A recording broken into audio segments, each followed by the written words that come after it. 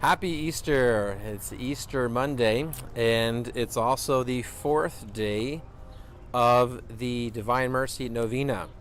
And so I wanted to share the intention that Jesus asked us to pray for in this particular group of souls that he wants brought to his heart. And then I'll just share a brief reflection on it as well. So today, he says, "Today bring to me those who do not believe in God, and those who do not yet know me. I was thinking also of them during my bitter passion, and their future zeal comforted my heart. Immerse them in the ocean of my mercy." The prayer of St. Faustina: "Most compassionate Jesus, you are the light of the whole world. Receive into the abode of your most compassionate heart the souls of those who do not believe in God and of those who as yet do not know you. Let the rays of your grace enlighten them, that they too, together with us, may extol your wonderful mercy. And do not let them escape from the abode which is your most compassionate heart. Eternal Father, turn your merciful gaze upon the souls of those who do not believe in you, and of those who as yet do not know you, but who are enclosed in the most compassionate heart of Jesus. Draw them to the light of the gospel. These souls do not know what great happiness it is to love you. Grant that they too may extol the generosity of your mercy for endless ages. Amen." It's a beautiful intention we have today.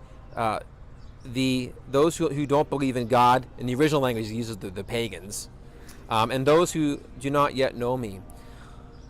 And I love how he says, it's their future zeal comforted my heart. How often do we find now with people who are converts who come into the church that their zeal, not only does it humble many of us cradle Catholics, because they discovered a treasure that we've often taken for granted, but they bring such a joy and a fresh enthusiasm and lifeblood to the church.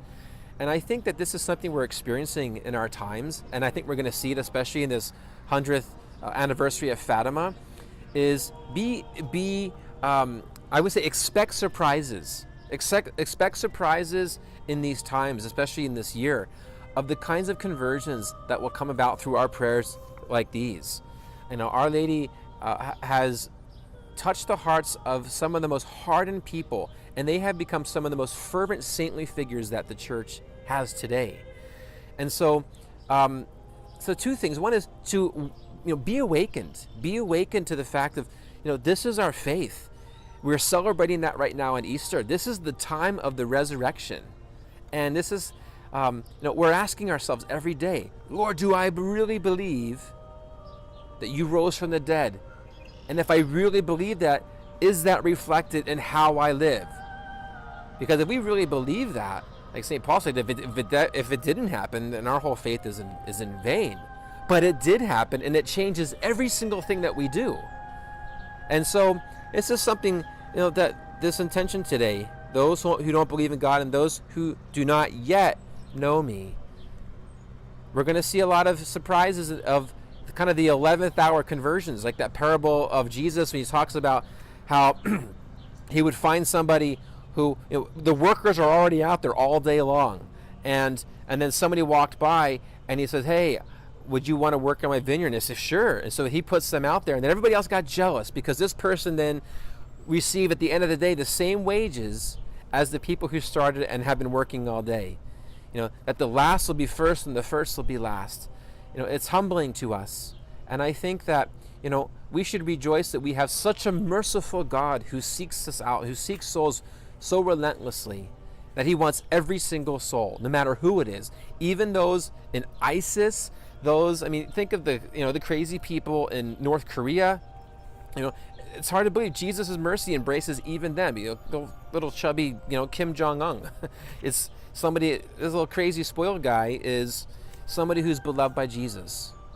And that's the kind of heart that we should be praying for, is the heart that embraces these kinds of souls. Every day we are reminded of the generosity and the magnanimity of Jesus' heart. So let that be our prayer today as we remember and we pray for Jesus' intention for these souls. And we especially pray for those in our families who are far from Jesus, who have turned their back.